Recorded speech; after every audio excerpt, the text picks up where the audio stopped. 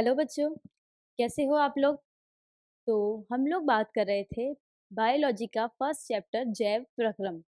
तो ये आज हमारा सेकंड लेक्चर है।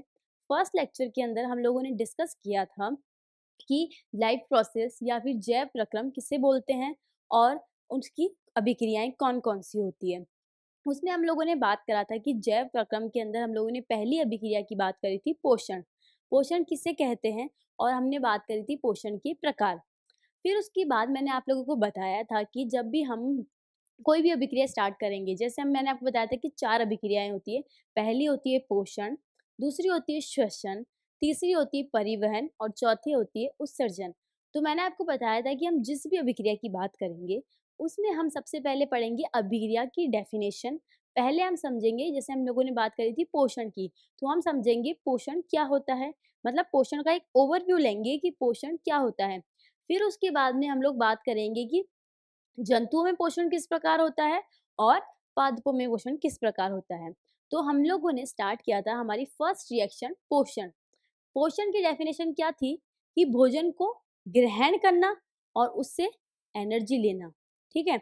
और उस एनर्जी का यूज कहाँ पर कर रहे थे? वृद्धि और विकास के लिए। ये क्या होता है हमारा पोषण। वहीं दूसरी तरफ हम लोगों ने ये भी पढ़ा था कि पोषण कितने प्रकार का होता है।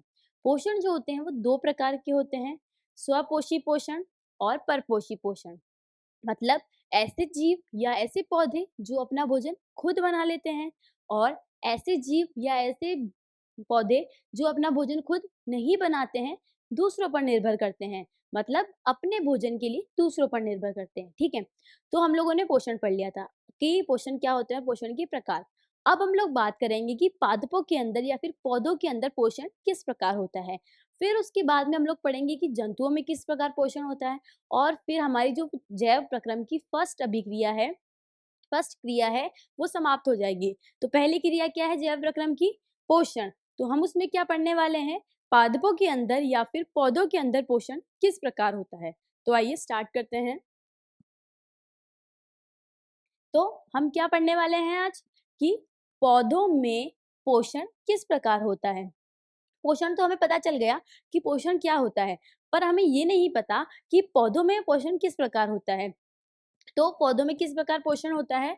देखो, हम पढ़ने जा रहे हैं पौधों में पोषण। तो पौधों में भी पोषण 2 प्रकार से होता है, स्वपोषण पौधे और परपोषण पौधे, ठीक है? मैंने आपको जब पोषण पढ़ाया था तब मैंने आपको अच्छे से समझाया था पोषण जो होता है 2 प्रकार के होते हैं। वहीं जब हम बात कर रहे हैं पौधों में पोषण, तो पौधों में भी पोषण जो होता है वो 2 प्रकार के होते हैं। कौन-सा? स्वपोषण पौधे और परपोषण पौधे। पौधों में भी पोषण कितने प्रकार के होते हैं? 2 प्रकार के होते हैं, स्वपोषण पौधे और परपोषण पौधे। फिर मैंने आपको जब स्वपोषण और परपोषण पढ़ाया था, तब मैंने आपको बताया था स्वपोषण और परपोषण के नाम से ही हमें पता पड़ जाता है कि इसकी डेफिनिशन क्या है। क्यों? क्योंकि क्या होता है देखो, स्व मतलब क्या होता है? सेल्फ या फिर हम बोल सकते हैं स्वयं, ठीक है? स्वयं मतलब खुद से बनाता है, ठीक है? और पोषण मतलब क्या होता है? भोजन।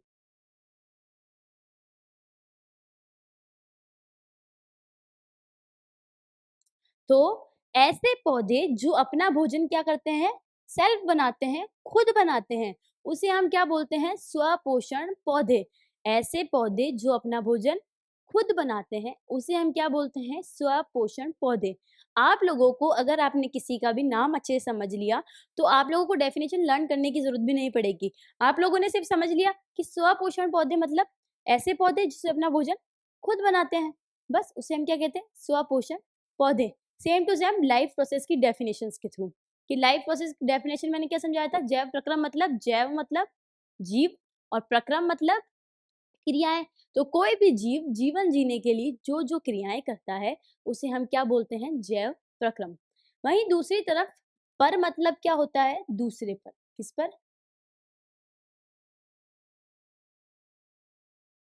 दूसरे पर निर्भर करता है, ठीक है। और पोषण मतलब भोजन,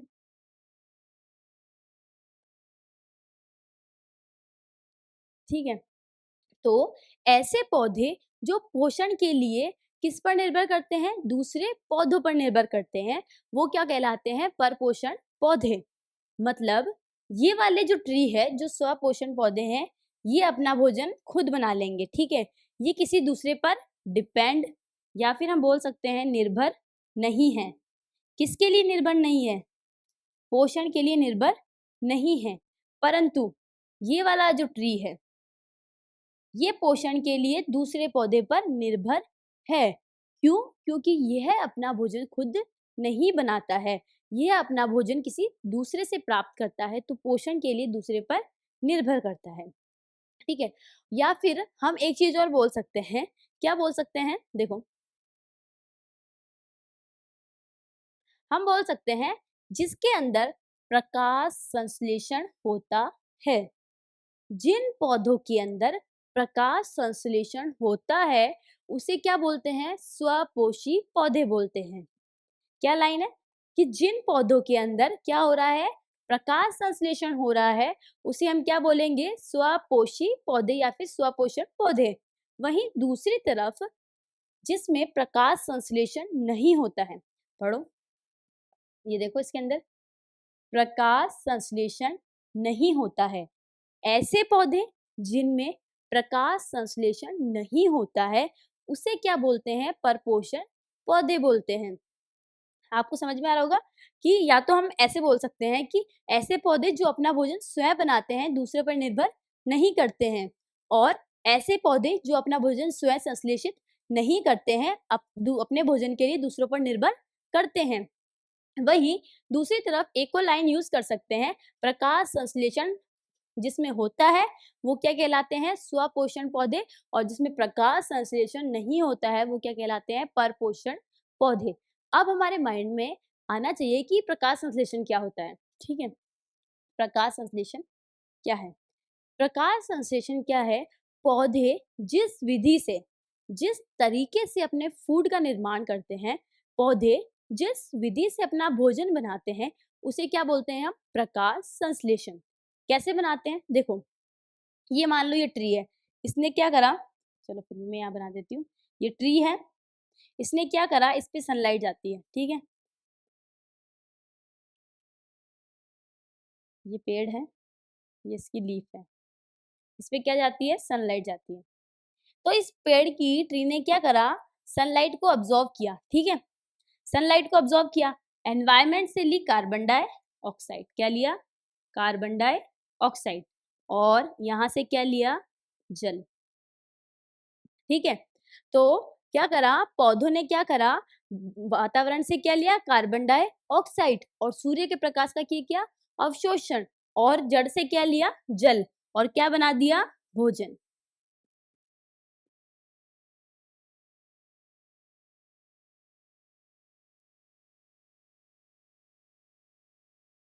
और क्या बना दिया?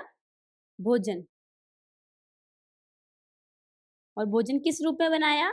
C6H12O6, जिसे हम क्या बोलते हैं? ग्लूकोज बोलते हैं, कार्बोहाइड्रेट बोलते हैं। तो पौधे ने क्या करा? कुछ नहीं करा, क्या करा? अपना भोजन खुद बनाया। और कैसे बनाया? एनवायरनमेंट से सनलाइट को अब्सॉर्ब किया पत्तियों ने, उसके बाद में क्या करा? कार्बन डाइऑक्साइड ली। कहाँ से? एनवायरनमेंट से। और क्या लिया? वाटर लिया, और क्या कर दिया? फूड का निर्माण कर दिया। इसे हम क्या बोलते हैं? प्रकाश संश्लेषण। तो जिन पौधों के अंदर प्रकाश संश्लेषण होता है, मतलब जिन पौधों के अंदर भोजन का निर्माण होता है, उसे हम क्या बोलते हैं? स्वपोषण पौधे। और जिन पौधों के अंदर भोजन का निर्माण नहीं होता है, उसे हम क्या बोलते हैं? परपोषण पौधे, ठीक है? आप लोगों की समझ में आ रहा होगा मेरे हिसाब से अच्छे से कि स्वपोषण पौधे किसे कहते हैं? ऐसे पौधे जो अपना भोजन खुद बनाते हैं, या फिर हम ऐसे बोल सकते हैं खुद बनाते हैं, और किस विधि से बनाते हैं? प्रकाश संश्लेषण से। तो या हम ऐसे भी बोल सकते हैं कि ऐसे पौधे जिसमें प्रकाश संश्लेषण होता है, मतलब प्रकाश संश्लेषण होगा जब भी तो वो अपना फूड बनाएंगे। और ऐसे पौधे जिसमें प्रकाश संश्लेषण नहीं होता है, उसे हम क्या बोलते हैं? परपोषण पौधे। परपोषण पौधों का एग्जाम्पल है, पहला मृतजीवी पौधे, और दूसरा परजीवी पौधे। ऐसे पौधे जो अपना भोजन मरे हुए पौधों से प्राप्त करते हैं, उसे क्या बोलते हैं? मृतजीवी पौधे। वहीं दूसरी तरफ ऐसे पौधे जो अपना भोजन जीवित पौधों से प्राप्त करते हैं। किससे प्राप्त करते हैं? जीवित पौधों से प्राप्त करते हैं, उसे क्या बोलते हैं? परजीवी पौधे बोलते हैं। देखो, मैंने आपको समझाया था, जब मैंने आपको परपोषण और विषम पोषण पढ़ाया था, तब मैंने आपको बताए थे कि जो परपोषण होता है या फिर विषम पोषण होता है, वो 3 प्रकार का होता है। मृतजीवी पोषण, परजीवी पोषण और प्राणी संपोषण। ऐसा मृतजीवी पोषण क्या होता है? ऐसा पोषण जिसमें जीव अपना भोजन मृत, सड़े गले, ठीक है, पदार्थ से प्राप्त करता है। मृत सड़े गले जीवों या पौधों से प्राप्त करता है। मतलब एक व्यक्ति या फिर कोई भी पौधा जीवन जीने के लिए अपना भोजन मृत पौधे से प्राप्त कर रहा है, तो उसे हम क्या बोलते हैं? मृतोपजीवी पौधे। फिर मैंने या फिर मैंने आपको बताया था परजीवी पोषण। परजीवी पोषण क्या होता है? जिसमें एक जीव दूसरे जीव के साथ रहकर क्या करते हैं? पोषण प्राप्त करते हैं। वहां पर मैंने आपको जू का एग्जाम्पल दिया था और अमरबेल का एग्जाम्पल दिया था। फिर हमने पढ़ा था प्राणी संपोषण। प्राणी संपोषण के अंदर हम लोगों ने पढ़ा था कि सबसे पहले क्या करेंगे? वो भोजन का अंतर्ग्रहण करेंगे और फिर उसके बाद में उसका क्या करेंगे? पाचन करेंगे। वो क्या होता है? प्राणी संपोषण। अब हम बात कर रहे हैं पौधों में। पौधों में क्या होता है? सिर्फ 2 ही प्रकार का परपोषण होता है। कौन सा? मृतजीवी वाला और परजीवी वाला, ठीक है? प्राणी संपोषण इसमें नहीं होता है, ठीक है? पौधों में जो परपोषण है उसके 2 ही प्रकार होते हैं। पहला कौन सा? मृतजीवी पौधे और दूसरा परजीवी पौधे। मतलब पौधे क्या करेंगे? या तो वो मरे हुए जीव से पोषण प्राप्त कर लेंगे या फिर मरे हुए पौधे से पोषण प्राप्त कर लेंगे या फिर किसी जीवित पौधे के साथ में रह के क्या कर लेंगे? पोषण प्राप्त कर लेंगे, ठीक है? पर वो भोजन को अंतर्ग्रहण नहीं करेंगे, ठीक है? और उसका पाचन नहीं करेंगे। तो 2 प्रकार के परपोषण पौधे होते हैं। मृतजीवी पोषण, इसका एग्जाम्पल है गोबर छत्ता, और परजीवी पौधे, इसका एग्जाम्पल है अमरबेल। अमरबेल में मैंने आपको समझाया, अमरबेल के अंदर मैंने आपको समझाया था कि क्या होता है। मैं एक बार वापस समझा देती हूँ। क्या होता है? एक ट्री होता है। ये ट्री क्या होता है? बहुत मेहनती होता है। वहीं दूसरी तरफ ये एक बेल होती है, ठीक है? पौधों की बात कर रहे हैं तो दोनों ही इसमें क्या होंगे? प्लांट होंगे, ठीक है? अब ये ट्री जो होता है बहुत ही मेहनती होता है, ठीक है? ये क्या करता है? सारा काम कर लेता है, भोजन बना लेता है और ले भी लेता है, अपने भोजन लेता है और वृद्धि और विकास भी अच्छे से करता है। वहीं दूसरी तरफ ये जो बेल होती है, ये बेल होती है।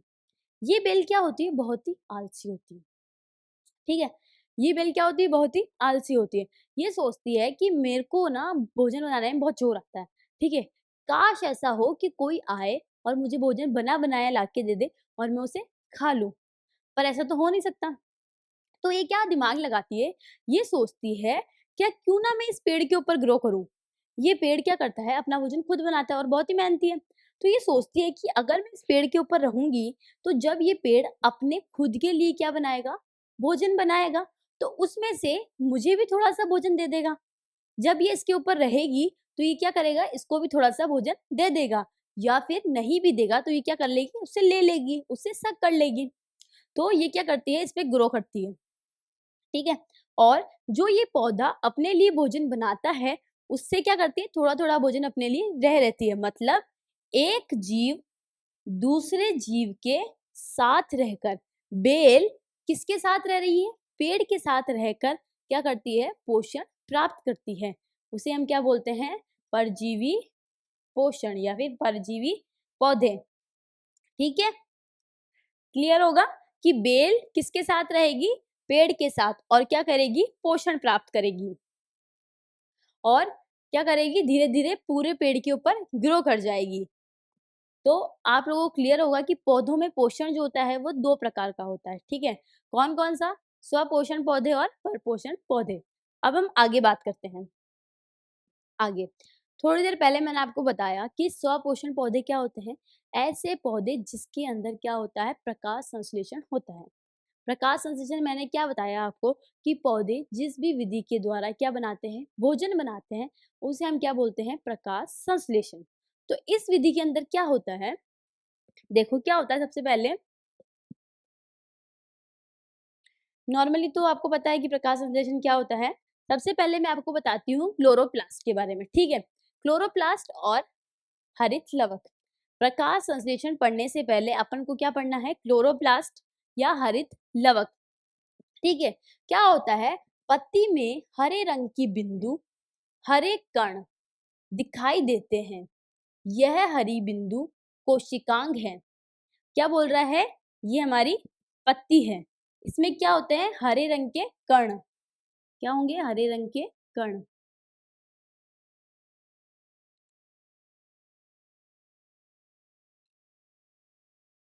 ये क्या है, हमारे हरे रंग के कण।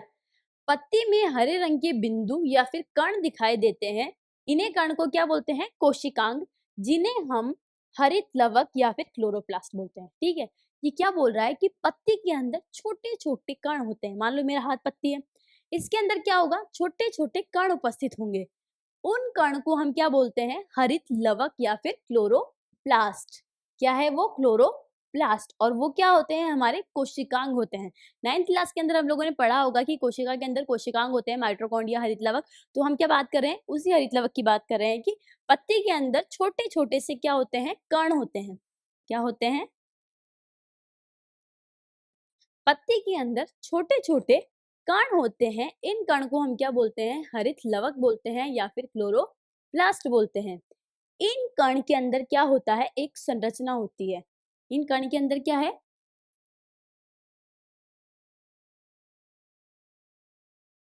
इस कण के अंदर क्या होगी, एक संरचना होगी। ये जो कण है इसके अंदर क्या होती है, एक संरचना प्रेजेंट होती है। छोटे छोटे से दिख रहे हैं।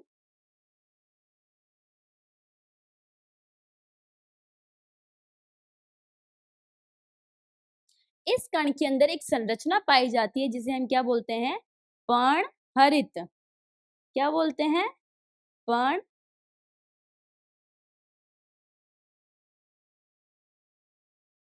से हम बोलते हैं पर्णहरित, ठीक है। या फिर हम इसे बोल सकते हैं क्लोरोफिल। पत्ती के अंदर छोटे छोटे कण होते हैं, उन कण को हम बोलते हैं हरित लवक या फिर क्लोरोप्लास्ट। इन क्लोरोप्लास्ट के अंदर क्या प्रेजेंट होते हैं, क्लोरोफिल या फिर पर्णहरित। ये छोटे छोटे कण क्या होते हैं, क्लोरोप्लास्ट होते हैं। और इसमें क्या होता है, क्लोरोफिल। अभी क्लोरोफिल क्या करता है, देखो, ये जो पत्ती है, कोई भी ट्री होता है, उसकी जो पत्तियां होती है वो कौन से कलर की होती है, बताओ कौन से कलर की होती है, ग्रीन कलर की होती है या फिर हरे रंग की होती है। कौन से कलर की होती है, ग्रीन कलर की होती है, हरे रंग की होती है। क्यों, क्योंकि उस पत्ती के अंदर क्या होता है, क्लोरोफिल प्रेजेंट होता है या फिर पर्णहरित प्रेजेंट होता है। इस पर्णहरित के कारण ही पत्ती के अंदर क्या प्रेजेंट होता है, पर्णहरित के कारण ही जो पत्ती का रंग होता है वो क्या होता है, हरा होता है। तो ये पत्ती हरी क्यों है, क्योंकि इसके अंदर क्या प्रेजेंट है, क्या प्रेजेंट है इसके अंदर, पर्णहरित। और पर्णहरित किसके अंदर प्रेजेंट है, क्लोरोप्लास्ट के अंदर या फिर हरित लवक के अंदर। तो क्या होता है, पत्तियों के अंदर छोटे छोटे से छिद्र, पत्तियों के अंदर छोटे छोटे कण होते हैं, उसे हम क्या बोलते हैं, क्लोरोप्लास्ट। इन क्लोरोप्लास्ट के अंदर क्या पाया जाता है, क्लोरोफिल या फिर पर्णहरित। अब हम बात करते हैं पर्णहरित के कार्य। पहला कार्य तो मैंने आपको बता दिया कि जो हमारे पत्ती का हरा रंग क्यों होता है, क्लोरोफिल के कारण या फिर पर्णहरित के कारण, ठीक है। तो क्या पढ़ रहे हैं हम, क्लोरोफिल क्या करता है, पौधों को हरा रंग प्रदान करता है। कौन सा कलर, ग्रीन कलर।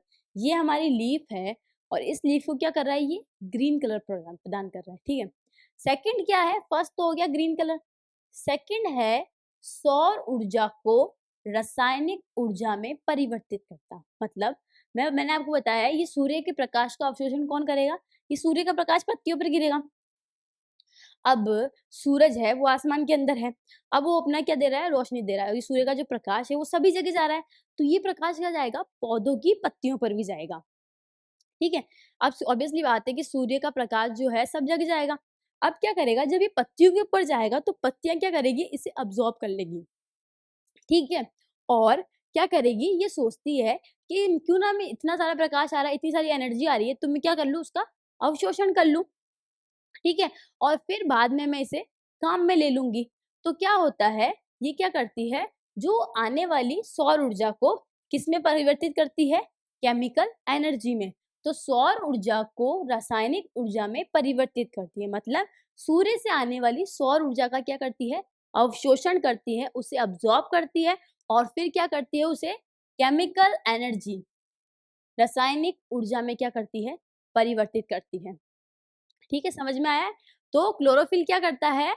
क्लोरोफिल ने क्या करा? कुछ नहीं करा, एक तो पत्तियों को हरा रंग दिया, दूसरा सूर्य से आने वाले प्रकाश का क्या किया? अवशोषण करा और उसके बाद में उसे क्या कर दिया? केमिकल एनर्जी में, रासायनिक ऊर्जा में परिवर्तित कर दिया।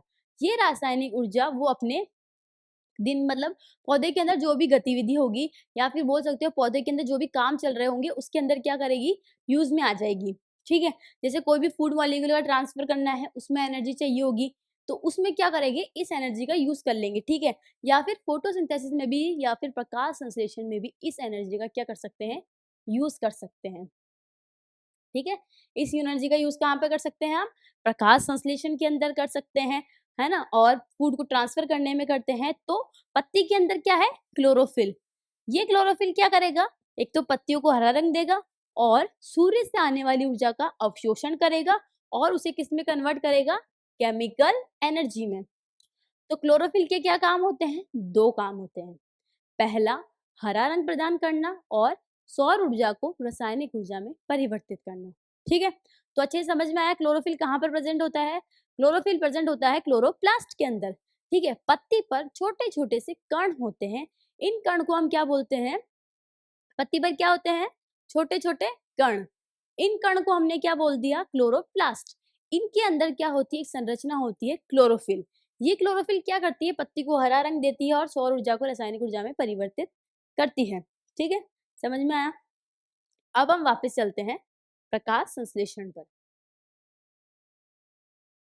ठीक है? अभी तक हमने प्रकाश संश्लेषण डिस्कस नहीं किया, तो एग्जाम में क्वेश्चन आता है प्रकाश संश्लेषण किसे कहते हैं? बताइए। तो प्रकाश संश्लेषण क्या होता है? प्रकाश संश्लेषण पौधे में जिस विधि के द्वारा भोजन का निर्माण होता है, मतलब पौधे जिस विधि से भोजन का क्या करते हैं? निर्माण करते हैं, उसे हम क्या बोलते हैं? प्रकाश संश्लेषण, ठीक है? कि पौधे क्या कर रहे हैं? जिस प्रोसेस से क्या कर रहे हैं? भोजन बना रहे हैं, उसे हम क्या बोल दिया? प्रकाश संश्लेषण। सिंपल सी बात है। प्रकाश संश्लेषण क्या है?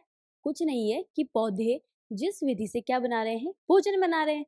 अब हम वो विधि तो पता होनी चाहिए ना, कौन-सी विधि? और उस विधि के अंदर ऐसा क्या होता है कि वो भोजन का निर्माण करते हैं?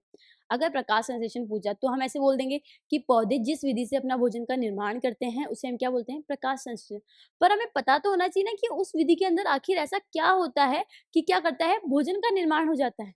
तो उस विधि के अंदर क्या होता है? इस विधि में पौधों की पत्तियों में उपस्थित क्लोरोफिल, ये पौधा है, ये पत्ती है, ये क्लोरोप्लास्ट है, इसके अंदर क्या है? क्लोरोफिल। सूर्य के प्रकाश से ऊर्जा को अवशोषण, मतलब ये सूर्य है, इससे आने वाले प्रकाश का क्या करेंगे? अवशोषण। तो ये प्रकाश आएगा और कहाँ पर जाएगा? इस पत्ती के द्वारा अवशोषित हो जाएगा, क्लोरोफिल के द्वारा अवशोषण कर लिया जाएगा और जल और कार्बन डाइऑक्साइड की सहायता से ग्लूकोज के रूप में भोजन का निर्माण होगा। मतलब इस विधि के अंदर क्या होता है? सबसे पहले क्या होता है इस विधि के अंदर कि पौधों की पत्ती में उपस्थित क्या करता है? पौधों की पत्ती में उपस्थित पर्णहरित, पर्णहरित या फिर क्लोरोफिल, ये क्या करता है? अब्सॉर्ब करता है, क्या करता है? अवशोषण करता है सूर्य से आने वाली ऊर्जा का और फिर क्या करता है? कार्बन डाइऑक्साइड और जल लेकर क्या कर देता है? भोजन का निर्माण करता है। तो इस डेफिनेशन के अंदर ये वर्ड आया क्लोरोफिल, ठीक है? इस क्लोरोफिल को हमने अभी थोड़ी देर पहले पढ़ा था। तो इसको मैंने इसलिए पढ़ा है क्योंकि इस डेफिनेशन के अंदर जब इस वर्ड का यूज़ हो क्लोरोफिल, तो आप लोगों के माइंड में क्लियर हो कि क्लोरोफिल क्या करेगा? एक तो ग्रीन कलर प्रोवाइड करेगा और क्या करेगा, सौर ऊर्जा को रासायनिक ऊर्जा में परिवर्तित करेगा। ठीक है, तो एक बार वापस डिस्कस कर लेते हैं। प्रकाश संश्लेषण क्या होता है, कुछ भी नहीं होता। पौधे जिस भी विधि के द्वारा क्या बनाते हैं, भोजन बनाते हैं, उसे हम क्या बोलते हैं, प्रकाश संश्लेषण। और सेकंड क्या होता है, इस विधि के अंदर क्या होता है, पौधों की पत्ती में उपस्थित क्लोरोफिल या फिर पर्ण क्लोरोफिल या फिर पर्णहरित सूर्य के प्रकाश का अवशोषण कर कर कार्बन डाइऑक्साइड और जल की सहायता से क्या बनाते हैं, भोजन। देखो, तो इसकी एक रिएक्शन होती है फोटोसिंथेसिस की, लाइन टू लाइन जाना, जल और कार्बन डाइऑक्साइड।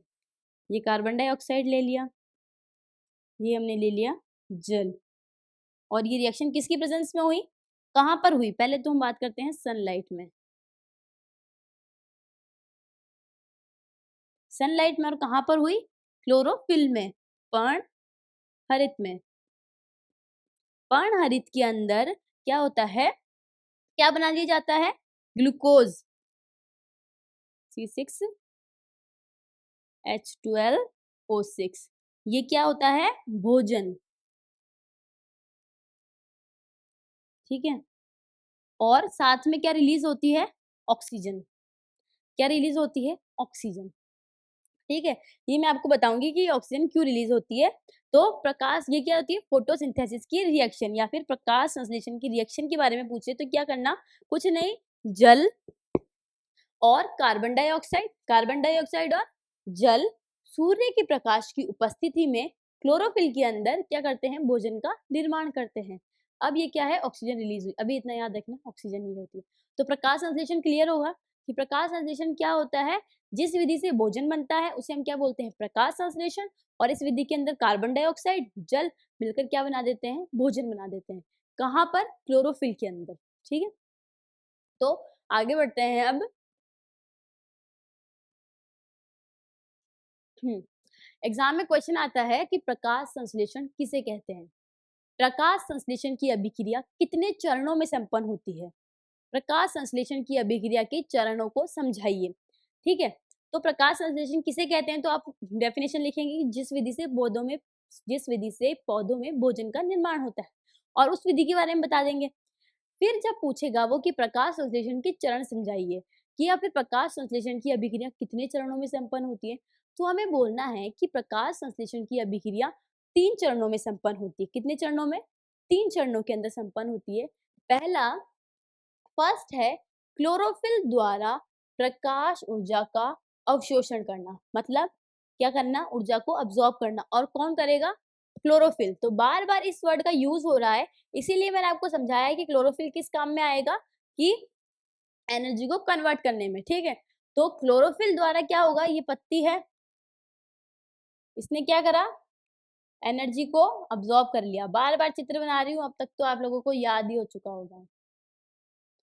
मेरे हिसाब से आप लोग एक बार इसको देख लेंगे, फिर आपको इतना याद करने की जरूरत नहीं पड़ेगी। ये क्या होता है हमारा, प्रकाश संश्लेषण का पहला चरण, क्लोरोफिल द्वारा प्रकाश ऊर्जा को ग्रहण करना। ठीक है, या फिर अवशोषण करना, मतलब क्लोरोफिल ने क्या करा, उस प्रकाश ऊर्जा को ले लिया।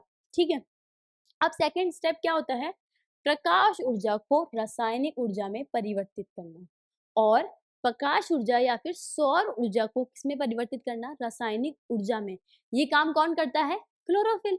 क्लोरोफिल ने क्या करा, पहले तो प्रकाश का अवशोषण करा, और फिर उसे किसमें परिवर्तित करा, उस सौर ऊर्जा को या फिर उस प्रकाश ऊर्जा को उसने किसमें परिवर्तित किया, रासायनिक ऊर्जा के अंदर परिवर्तित करना। तथा जल, यहाँ पर अणु आएगा,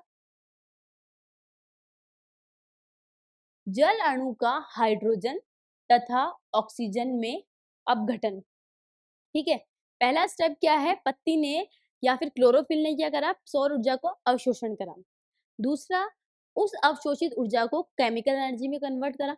और जल के अणु को किसमें तोड़ा गया, जल के अणु को किसमें तोड़ दिया,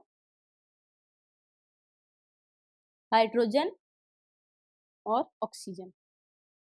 ठीक है, जल का ये मॉलिक्यूल होता है, जल की स्ट्रक्चर होती है वाटर मॉलिक्यूल की। ठीक है, अब क्या होता है, ये जो एनर्जी होती है ना, ये एनर्जी क्या करती है, मान लो ये पेन है, इसको दो जगह से पकड़ रखा है, जो ज्यादा एनर्जी लगाएगा जब इसे एनर्जी देंगे तो जो ज़्यादा एनर्जी से खींचे कहीं उधर उसकी तरफ चला जाएगा या फिर टूट जाएगा। तो क्या होता है, वो एनर्जी यहाँ पर दी जाती है और ये बॉन्ड क्या होता है, टूट जाता है। जब ये बॉन्ड टूट जाएगा तो ये अलग-अलग हो जाएँगे और हमें अलग-अलग मिल जाएँगी हाइड्रोजन और ऑक्सीजन। ठीक है? तो क्या करा, जल के अणुओं का हाइड्रोजन और ऑक्सीजन में अपघटन करा, मतलब उनको अलग-अलग कर दिया। तो प्रकाश संश्लेषण कितने चरणों में संपन्न होता है? 3 चरणों में। और पहला चरण क्या है? अवशोषण करना प्रकाश का। और दूसरा चरण उसी प्रकाश को क्या करना, केमिकल प्रकाश से क्या बनाना, केमिकल एनर्जी और जल के अणुओं का विघटन।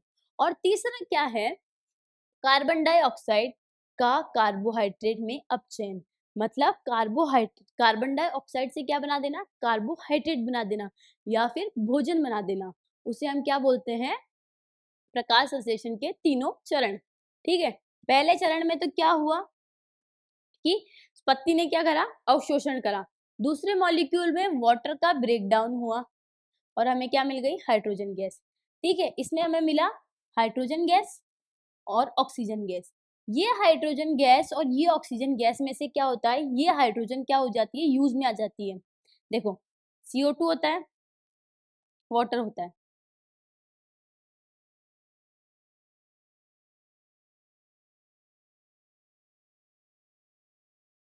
ये क्या होती है, सनलाइट होती है। ठीक है, ये कार्बन डाइऑक्साइड है। वाटर को हमने किस में तोड़ दिया, हाइड्रोजन और ऑक्सीजन में। ये हाइड्रोजन तो यूज में आ जाती है, इसके साथ ऐड हो जाती है। कार्बन डाइऑक्साइड के साथ हाइड्रोजन ऐड होकर क्या बनाती है, C6H12O6। बट ये ऑक्सीजन बच जाती है, तो ये ऑक्सीजन क्या हो जाती है, ऐसे ही बाहर निकल जाती है। तो मैंने आपको जब प्रकाश संश्लेषण की अभिक्रिया बताई थी, तब मैंने आपको बताया था इस रिएक्शन में क्या बाहर निकलती है, ऑक्सीजन। ठीक है, तो ये ऑक्सीजन कहाँ से निकलती है, ये जो जल का अणु है वो क्या होता है, इसका क्या हो जाता है, अपघटन हो जाता है और क्या बनाता है, हाइड्रोजन और ऑक्सीजन। ये हाइड्रोजन तो इसके साथ मिलकर क्या बना लेती है, ग्लूकोज बना लेती है। बट इस ऑक्सीजन का कोई भी काम नहीं होता है, तो ये क्या करता है, बाहर निकल जाता है, किस फॉर्म में ही, ऑक्सीजन के फॉर्म में ही। ठीक है, तो प्रकाश संश्लेषण किसे कहते हैं, कि पौधों में जिस विधि से क्या होता है, भोजन का निर्माण होता है, उसे हम क्या बोलते हैं, प्रकाश संश्लेषण। और इस विधि के अंदर क्या होता है, जल होता है, कार्बन डाइऑक्साइड होते हैं और सनलाइट की प्रेजेंट में भोजन का निर्माण हो जाता है। ठीक है, और फिर क्या होता है, अगर क्वेश्चन आता है कि प्रकाश संश्लेषण के तीनों चरण समझाइए, तो हम कौन कौन से चरण समझाते हैं। पहले प्रकाश संश्लेषण 3 चरणों में संपन्न होता है।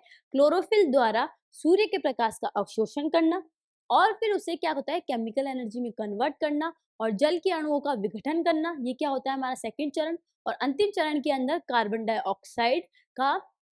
कार्बन डाइऑक्साइड का कार्बोहाइड्रेट में अपचयन। ठीक है, तो जब भी क्वेश्चन आएगा, आप लोग अच्छे से कर लेंगे ना कि प्रकाश संश्लेषण किसे कहते हैं, प्रकाश संश्लेषण की अभिक्रिया लिखिए, प्रकाश संश्लेषण की अभिक्रिया कितने चरणों में संपन्न होती है। ठीक है, मोस्ट इंपॉर्टेंट क्वेश्चन है ये। फिर क्या होता है कि एक क्वेश्चन और आता है कि प्रकाश संश्लेषण के लिए आवश्यक घटक कौन-कौन से होते हैं, कि जब प्रकाश संश्लेषण की अभिक्रिया होती है तो उसके लिए आवश्यक घटक कौन से होते हैं। देखो, ये क्या है, पत्ती। प्रकाश संश्लेषण में क्या होता है, मैं डायग्राम वापस समझा रही हूँ।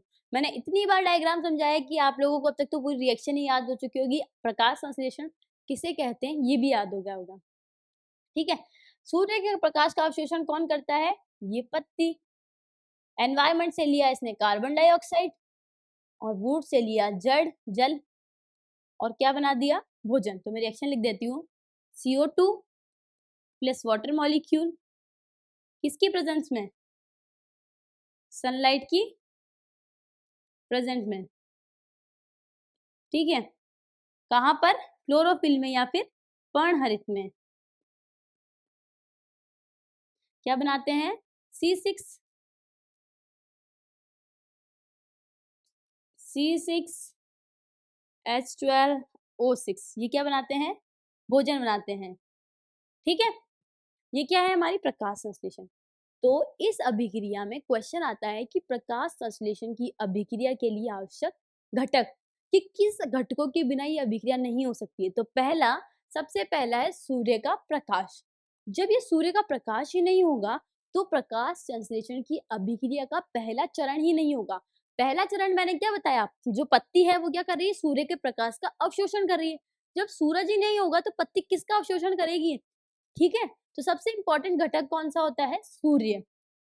ठीक है। तो फर्स्ट इंपॉर्टेंट घटक क्या है? सूर्य का प्रकाश। क्यों? क्योंकि जब ये सूर्य ही नहीं होगा तो ये पत्ती किसका अवशोषण करेगी? ठीक है। सेकंड होता है क्लोरोफिल। अगर प्रकाश है पर इस पत्ती के अंदर क्या नहीं है? क्लोरोफिल नहीं है, तो ये इसको केमिकल एनर्जी में कन्वर्ट कर पाएगी? नहीं कर पाएगी? नहीं कर पाएगी। तो सेकंड इंपॉर्टेंट क्या है? क्लोरोफिल। मैंने आपको दो तरह के पौधे बताए, ऐसे पौधे जो अपना भोजन खुद बनाते हैं और ऐसे पौधे जो अपना भोजन खुद नहीं बनाते हैं। ऐसे पौधे जो अपना भोजन खुद बनाते हैं उसमें क्या होता है? प्रकाश संश्लेषण होता है। वहीं दूसरी तरफ ऐसे पौधे जो अपना भोजन खुद नहीं बनाते उसमें प्रकाश संश्लेषण नहीं होता है। तो प्रकाश संश्लेषण कहाँ पर होता है? क्लोरोफिल के अंदर। ठीक है। तो जिन पौधों के अंदर जो या फिर जो पौधे अपना भोजन खुद नहीं बनाते हैं उनके अंदर क्या नहीं होता है? क्लोरोफिल नहीं होता है। तो सेकंड इंपॉर्टेंट घटक क्या है? क्लोरोफिल। ठीक है। तो फर्स्ट इंपॉर्टेंट क्या हो गया घटक? सनलाइट। सेकंड हो गया पर्णहरित। थर्ड हो गया कार्बन डाइऑक्साइड। थर्ड स्टेप के अंदर कार्बन डाइऑक्साइड आता है कि कार्बन डाइऑक्साइड ही नहीं होगा तो ये वाटर मॉलिक्यूल किसमें ब्रेक डाउन होता है? हाइड्रोजन और ऑक्सीजन। और जब ये दोनों वाटर मॉलिक्यूल ये ब्रेक डाउन ही नहीं होगा तो ये ऐड ही नहीं होंगे, और जब ये ऐड ही नहीं होंगे तो ये ग्लूकोज ही नहीं बनेगा। ठीक है। तो क्या होता है? थर्ड इंपॉर्टेंट क्या होता है? कार्बोहाइड्रेट। और फिर फोर्थ लास्ट क्या होता है? जल। तो प्रकाश संश्लेषण की अभिक्रिया होती है जब सूर्य का प्रकाश, क्लोरोफिल, कार्बन डाइऑक्साइड, जल, यह सभी घटक बहुत इंपॉर्टेंट है। इनमें से जब एक भी घटक नहीं होगा तो प्रकाश संश्लेषण की अभिक्रिया की दर कम हो जाएगी या फिर प्रकाश संश्लेषण की अभिक्रिया रुक जाएगी। तो प्रकाश संश्लेषण की अभिक्रिया के लिए आवश्यक घटक कौन कौन से होते हैं? सूर्य का प्रकाश, कार्बन डाइऑक्साइड, जल और पर्णहरित। ठीक है। और प्रकाश संश्लेषण मैंने आपको इतनी बार समझाया, अब तक तो आपको याद हो चुका होगा, डायग्राम भी मैंने पता नहीं कितनी बार बना दिया है। तो क्या होता है प्रकाश संश्लेषण में? पत्ती ने लिया सूर्य का प्रकाश, कार्बन डाइऑक्साइड, जल और क्या बना दिया? भोजन। ठीक है। अब हम बात करते हैं कि हमारे माइंड में एक क्वेश्चन आना चाहिए। मैं कब से आपको बोल रही हूँ, वापस पीछे चलते थोड़ा सा, कब से बोल रही हूँ ये जो पत्ती है, इस पत्ती ने क्या करा? कब से मैं आपको बोल रही हूँ ये पत्ती क्या कर रही है? सूर्य का प्रकाश ले रही है। साथ में मैं आपको क्या बता रही हूँ कब से कि ये क्या ले रही है? Carbon dioxide. तो हमारे माइंड में ये क्वेश्चन उठना चाहिए कि कार्बन डाइऑक्साइड पत्ती के अंदर जो उपस्थित क्लोरोफिल है उसके अंदर कैसे जा रही है?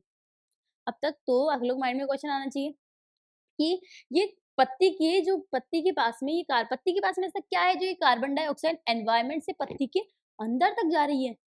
तो पत्ती के पास में क्या होते हैं? छोटे-छोटे से छिद्र होते हैं। क्या होते हैं? छोटे-छोटे से छिद्र।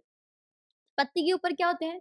छोटे-छोटे से क्या होते हैं? सूक्ष्म छेद होते हैं।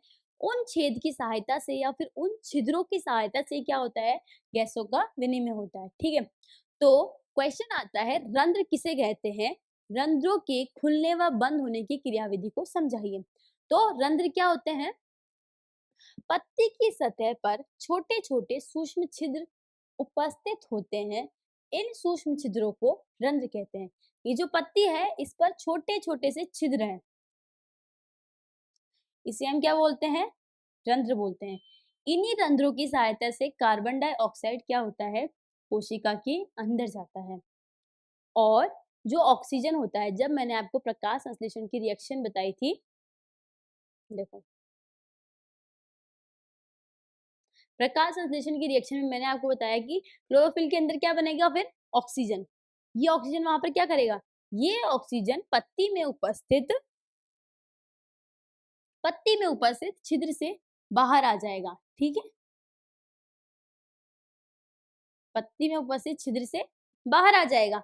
तो छिद्र क्या करते हैं? गैसों का विनिमय, मतलब छिद्र जो है उनकी सहायता से कार्बन डाइऑक्साइड जो होता है अंदर प्रवेश करता है और ऑक्सीजन क्या होता है? बाहर निकलता है। क्यों? क्योंकि उस ऑक्सीजन का वहां पर कोई भी प्रयोग नहीं है। ठीक है। अब ये ऑक्सीजन बाहर निकला, जब तो हम लोग बोलते हैं कि ज्यादा से ज्यादा पेड़ लगाइए, क्योंकि पेड़ हमें क्या देते हैं? ऑक्सीजन देते हैं। किसके कारण देते हैं? पौधों के अंदर क्या होता है? प्रकाश संश्लेषण होता है और उस प्रकाश संश्लेषण में क्या बनता है? ऑक्सीजन बनता है उप उत्पाद के रूप में। मतलब वो ऑक्सीजन उनकी किसी भी काम का नहीं होता है तो वो ऑक्सीजन छिद्र की सहायता से बाहर आ जाता है और किसे मिल जाता है, हमें मिल जाता है और हम उस ऑक्सीजन को क्या करते हैं, ग्रहण करते हैं और सांस लेते हैं। बताते हैं ना कि अपन लोग सांस के अंदर क्या लेते हैं, जब अपन श्वसन करते हैं, ब्रीदिंग करते हैं, तो क्या करते हैं, ऑक्सीजन को इनहेल करते हैं, ऑक्सीजन को अंदर लेते हैं और कार्बन डाइऑक्साइड को बाहर छोड़ते हैं। तो जब भी हम क्या करते हैं, ब्रीदिंग करते हैं, तो क्या करते हैं, ऑक्सीजन अंदर लिया और कार्बन डाइऑक्साइड बाहर छोड़ा। जबकि पौधे क्या करते हैं, कार्बन डाइऑक्साइड अंदर लेते हैं। ठीक है, क्या लेते हैं, अंदर, और ऑक्सीजन क्या करते हैं, बाहर। ठीक है, पत्ती क्या होते हैं, पत्ती पर छोटे छोटे छिद्र होते हैं और उनमें क्या होते हैं, उन्हें हम क्या बोलते हैं, रंध्र होते हैं। इन्हीं रंध्रों की सहायता से क्या होता है, गैसों का आदान प्रदान होता है। इसीलिए आप लोगों को ज्यादा से ज्यादा बोलते हैं कि ज्यादा से ज्यादा पेड़ लगाइए। ठीक है, पेड़ लगाएंगे तो वो क्या देंगे, ऑक्सीजन देंगे, ऑक्सीजन देंगे तो वो ऑक्सीजन कहाँ पर काम आएगा, हमारे श्वसन में काम आएगा। ठीक है, तो बाद में आता है क्वेश्चन, रंध्र कैसे खुलते हैं और बंद होते हैं। ठीक है, अब हमारे घर पे गेट होता है, जब गेट खुलता है तो हम अंदर जा सकते हैं और जब गेट बंद होता है तो हम अंदर नहीं जा सकते हैं। ऑब्वियसली बात है कि जब गेट खुला होगा तब हम अंदर जाएंगे और जब गेट बंद होगा तब हम अंदर नहीं जा सकते। ठीक है, तो किसी भी के भी अंदर कब जा सकते हैं, जब उसके गेट खुले हों, और जब अंदर कब नहीं जा सकते, जब गेट बंद हो। तो इनके अंदर भी क्या होता है, पत्ती के अंदर क्या होते हैं, छिद्र होते हैं, जिसे हम क्या बोलते हैं, रंध्र। रंध्र के अंदर क्या होती है, दो कोशिकाएं होती है, जिसे हम क्या बोलते हैं, द्वार कोशिका। इंग्लिश में हम इन्हें बोलते हैं गार्ड सेल और रंध्र को हम बोलते हैं स्टोमेटा। भले ही आप इन इंग्लिश वर्ड को याद मत करो, पर आप जब इन वर्ड को सुनेंगे तो आपके माइंड में क्या होगा कि हाँ, ये वर्ड सुना हुआ रहेगा। जब कभी भी कोई अचानक से आपके सामने इस वर्ड को बोलेगा तो आपको ऑकवर्ड नहीं लगेगा और मे बी आपको उस टाइम याद आ जाए कि द्वार कोशिका क्या बोलते हैं, गार्ड सेल्स बोलते हैं। तो इन रंध्र के अंदर क्या होती है, गार्ड सेल्स होती है। ठीक है, क्या होती है, ये गार्ड सेल है। ये क्या है, गार्ड सेल। इन गार्ड सेल के अंदर क्या होता है, जब पानी भर जाता है, जब इन गार्ड सेल के अंदर पानी भर जाएगा तो ये फूल जाएगी और जब ये फूल जाएगी तो ये छिद्र क्या हो जाएगा, ओपन हो जाएगा। ठीक है, जब द्वार कोशिकाओं के अंदर पानी भर जाता है, क्या होता है, जब ये द्वार कोशिका ऐसी होती है, जब इसमें पानी भरेगा तो ये फूल जाएगी, मोटी-मोटी हो जाएगी। गुब्बारा होता है, गुब्बारे के अंदर पानी भरते हैं तो वो फूल जाता है। वैसे ही ये जो द्वार कोशिकाएं हैं, इनमें जब पानी भरेगा तो ये क्या हो जाएंगे, फूल जाएंगे। ठीक है, जब द्वार कोशिका के अंदर पानी भर जाता है तो वो क्या हो जाती है, फूल जाती है और छेद क्या हो जाते हैं, ओपन हो जाते हैं। रंध्र क्या हो जाते हैं, खुल जाते हैं। ठीक है, वहीं दूसरी तरफ जब इन द्वार कोशिकाओं से पानी बाहर निकल जाता है और रंध्र बंद हो जाते हैं। ठीक है, तो क्या होता है, जब इन द्वार कोशिकाओं के अंदर पानी भर जाता है तो रंध्र क्या हो जाते हैं, खुल जाते हैं। वहीं दूसरी तरफ जब इनसे पानी बाहर निकल जाता है तो इसमें क्या हो जाते हैं, रंध्र के बंद हो जाते हैं, मतलब गेट बंद हो जाता है। और जब रंध्र खुला होगा तभी तो क्या होगा, गैसों का आदान प्रदान होगा। जब ये रंध्र खुले होंगे तब इससे क्या होगा, कार्बन डाइऑक्साइड अंदर जाएगी, किसके लिए, प्रकाश संश्लेषण के लिए, और जो ऑक्सीजन है वो क्या हो जाएगी, बाहर आ जाएगी। ठीक है, समझ में आ रहा होगा आप लोगों के कि रंध्र क्या होते हैं, जब द्वार कोशिका के अंदर क्या हो जाता है, पानी भर जाता है तो रंध्र खुल जाते हैं और गैसों का विनिमय होता है। कार्बन डाइऑक्साइड बाहर जाएगी, ऑक्सीजन अंदर, कार्बन डाइऑक्साइड अंदर आएगी और ऑक्सीजन बाहर जाएगी। वहीं दूसरी तरफ जब इसमें से पानी निकल जाएगा तो ये रंध्र बंद हो जाएंगे और गैसों का विनिमय नहीं होगा। ठीक है, एक इंपॉर्टेंट क्वेश्चन और आता है कि द्वार कोशिकाओं की संख्या कितनी होती है, द्वार कोशिकाओं की संख्या कितनी होती है, 2 होती है। कितनी, 2। याद रखना, पूछ सकते हैं कि द्वार कोशिकाओं की संख्या कितनी होती है, 2। ठीक है, तो ये हमारी क्या है, द्वार कोशिकाएं। ये हमारी द्वार कोशिकाएं हैं। जब इनके अंदर क्या भर जाता है, पानी भर जाता है या फिर ये फूल जाती हैं तो रंध्र क्या हो जाते हैं, छिद्र खुल जाते हैं। ठीक है, ये क्या हो गया, हमारा स्टोमेटा ओपन हो गया है और इसमें क्या जाएगा, कार्बन डाइऑक्साइड तो अंदर जाएगी और ऑक्सीजन बाहर आएगी। ठीक है, वहीं दूसरी तरफ इन गार्ड सेल्स के अंदर जब क्या होता है, पानी निकल जाता है तो ये स्टोमेटा बंद हो जाएंगे, गैसों का विनिमय नहीं होगा। ठीक है, और इन गार्ड सेल्स के अंदर क्या होता है, ये हरित लवक भी प्रेजेंट होता है। ठीक है, तो क्वेश्चन क्या आएगा, रंध्र किसे कहते हैं, रंध्रों के खुलने और बंद होने की क्रियाविधि को समझाइए। तो रंध्र क्या होते हैं, पत्ती की सतह पर छोटे छोटे छेद होते हैं उसे हम क्या बोलते हैं, रंध्र बोलते हैं। और जब इन रंध्र के अंदर क्या होती है, 2 सेल्स होती है जिसे हम क्या बोलते हैं, गार्ड सेल्स या फिर द्वार कोशिका। जब ये द्वार कोशिकाओं में पानी भर जाता है या फिर तो ये फूल जाती हैं, तो क्या हो जाता है, स्टोमेटा ओपन हो जाता है और गैसों का विनिमय होता है।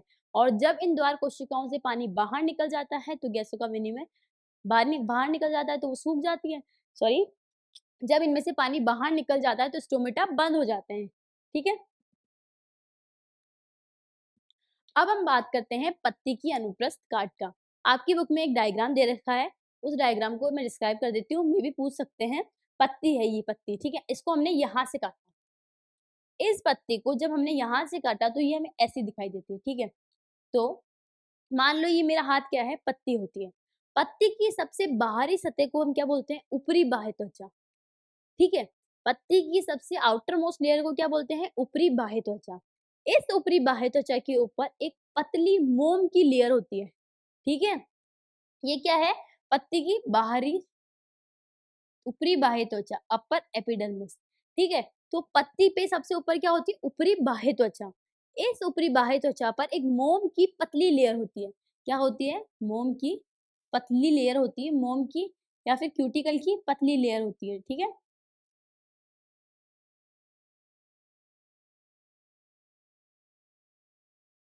तो पत्ती पर क्या होता है, सबसे पहले पत्ती पे क्या होती है, ऊपरी बाह्य त्वचा होती है। उस ऊपरी बाह्य त्वचा पर एक पतली मोम की क्यूटिकल की लेयर होती है, क्यूटिन की वैक्सीन लेयर होती है। ये लेयर क्या करती है, इस लेयर को क्या करता है, वाटर से डर लगता है, जल से डर लगता है। इसी के कारण जब भी पानी इस पत्ती के ऊपर गिरेगा तो वो इस पे रुकेगा नहीं, सीधा नीचे चला जाएगा। ठीक है? आप देखो पत्ती के ऊपर पानी की बूंद डालो, वो वापस नीचे गिर जाती है, ठीक है? क्यों? क्योंकि उस पर क्या प्रेज़ेंट होती है, वैक्सीन की या फिर वैक्सीक्यूटिकल की लेयर होती है। और ये लेयर किस पर प्रेज़ेंट होती है? अपर एपिडर्मिस या फिर ऊपरी बाह्य त्वचा पर, ठीक है? तो ऊपरी बाह्य त्वचा पर क्या प्रेज़ेंट होती है? एक मोम की लेयर होती है और वो क्या होती है, हाइड्रोफोबिक होती है। वो क्या करती है, जल को पत्ती के ऊपर ठहरने नहीं देती है, ठीक है? ऊपर की तरफ ऊपरी बाह्य त्वचा और नीचे की तरफ निचली बाह्य त्वचा, ठीक है? तो ये पत्ती है, इसके ऊपर की तरफ क्या लेयर होगी, ऊपरी बाह्य त्वचा और नीचे की तरफ क्या होगी, निचली बाह्य त्वचा, ठीक है? और ऊपरी बाह्य त्वचा पर क्या प्रेजेंट होता है, वैक्सीन की लेयर। और ऊपरी बाह्य त्वचा के और निचली बाह्य त्वचा के बीच में जो कोशिकाएं पाई जाती है, ये क्या होती है, पेरेन्काइमल सेल। कौन सी सेल होती है, पेरेन्काइमा कोशिका होती है, ठीक है? इन पेरेन्काइमल कोशिकाओं के अंदर क्या होता है, क्लोरोप्लास्ट। ये देख रहे हो आप, ये क्या है हमारा, क्लोरोप्लास्ट। अभी मैं आपको इतनी देर से बता रही हूँ कि पत्ती के अंदर क्या होते हैं, क्लोरोप्लास्ट प्रेजेंट होते हैं। क्लोरोप्लास्ट के अंदर क्या होगा, क्लोरोफिल होगा और वो क्लोरोफिल क्या करेगा, प्रकाश संश्लेषण करेगा।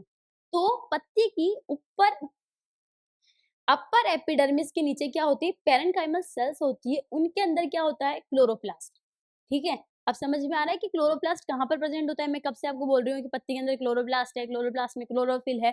तो वो क्लोरोप्लास्ट कहाँ पर होता है, यहाँ पर होता है, पेरेन्काइमल सेल्स के अंदर या फिर ऊपरी बाह्य त्वचा की जो नीचे कोशिकाएं उपस्थित होती है उसमें होता है, ठीक है? ये क्या है, क्लोरोप्लास्ट। इसी में क्या होता है, प्रकाश संश्लेषण, ठीक है? तो पत्ती में क्या होता है, ऊपरी बाह्य त्वचा होती है, निचली बाह्य त्वचा होती है, बीच में पेरेन्काइमल सेल्स होती है और इनके अंदर ही क्या होता है, क्लोरोप्लास्ट प्रेजेंट होता है, ठीक है? और एक चीज और, ऊपरी बाह्य त्वचा पर वैक्सीन की लेयर होती है, उसे हम क्या बोलते हैं, वैक्सी क्यूटिकल लेयर, ठीक है? और निचली बाह्य त्वचा पर आप देखेंगे ये क्या है, निचली बाह्य त्वचा। अभी मैंने आपको बताया पत्ती पर क्या प्रेजेंट होते हैं, छोटे छोटे छिद्र होते हैं। तो ये जो आप देख रहे हैं ना, ये हमारा रंध्र है।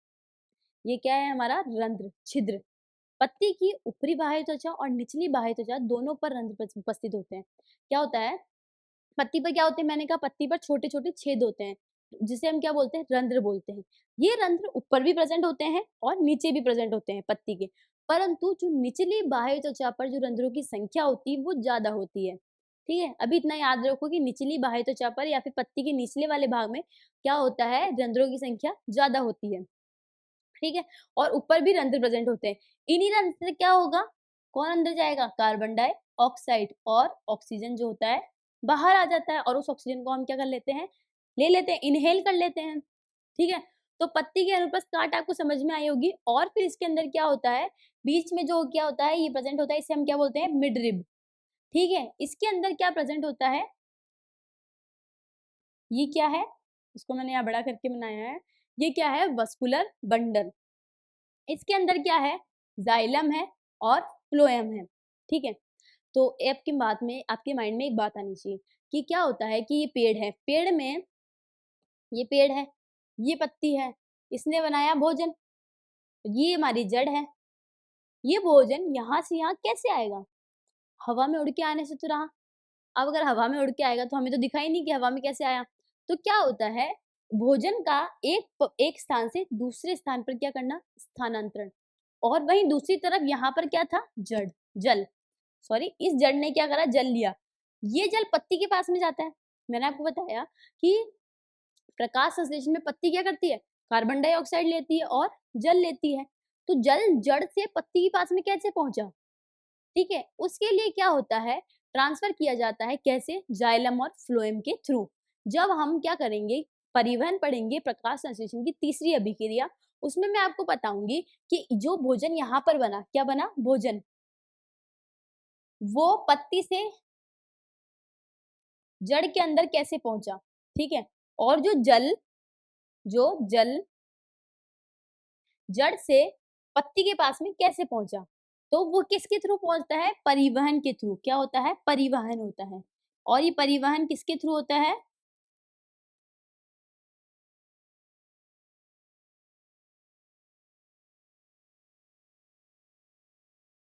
ये क्या होता है, परिवहन, ठीक। और ये परिवहन किसके थ्रू होता है, जाइलम और फ्लोएम के थ्रू, ठीक है। तो ये क्या है, जाइलम और फ्लोएम होते हैं, मिडरिब होती है, इसके अंदर क्या होते हैं, जाइलम और फ्लोएम। अब हम बात करते हैं रंध्रों के कार्य।